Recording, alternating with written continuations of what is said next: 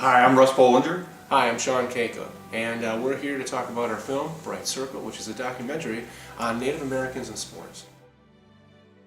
We got started I don't know, it's been 10 years, but at the time I was living in Oklahoma, and I was an NFL scout at the time for the Detroit Lions.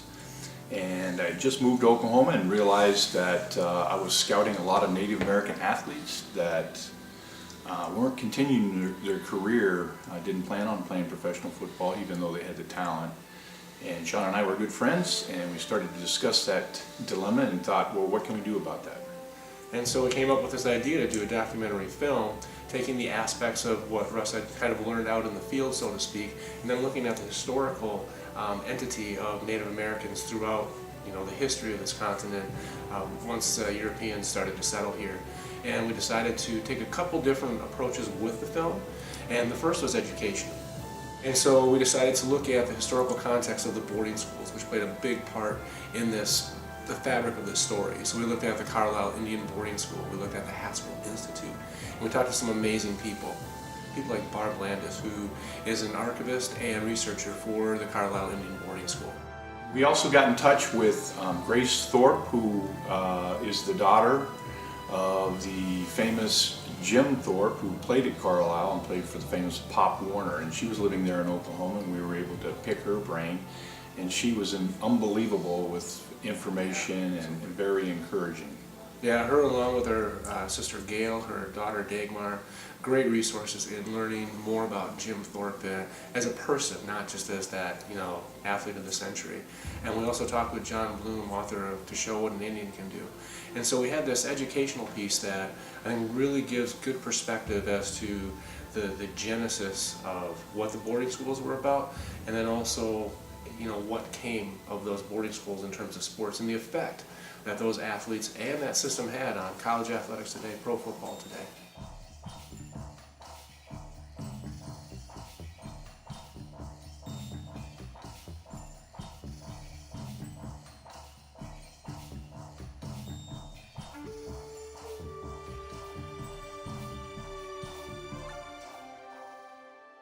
What Sean and I were really focused on was inspiring the Native American youth, and we knew first of all we would have to educate them, and we felt like this film was going to help educate these kids about their history and about how good the athletes were. I think Jim Thorpe was a great athlete, but there were so many good teams there at Carlisle, and we wanted these kids to know how good the athletes were at both boarding schools.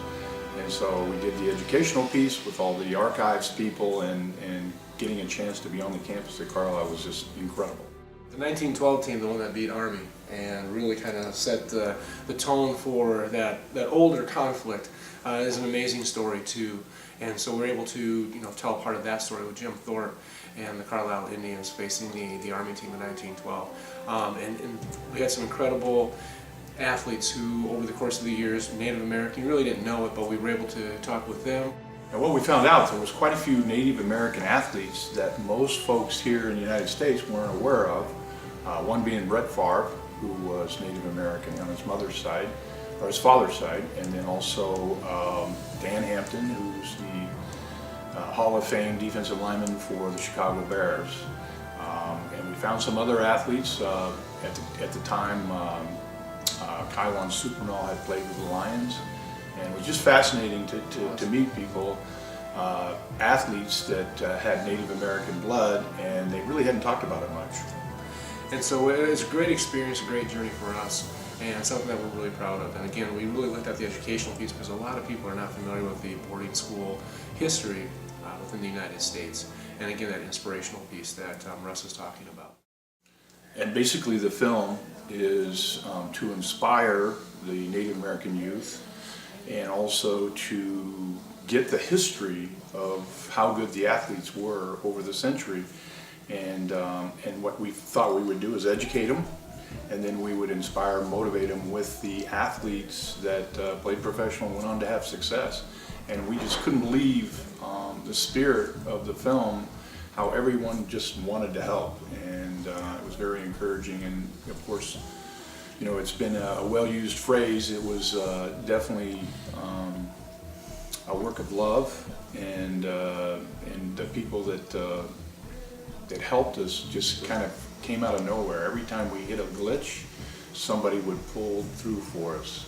We always felt like the Native American spirit was with us. Yeah, and we had some excellent help. The score was put together by Brent Michael Davids, a native composer who's, he's a genius in his own right, and then our narrator, Coachy Sanderson, another Native American actor, poet, composer.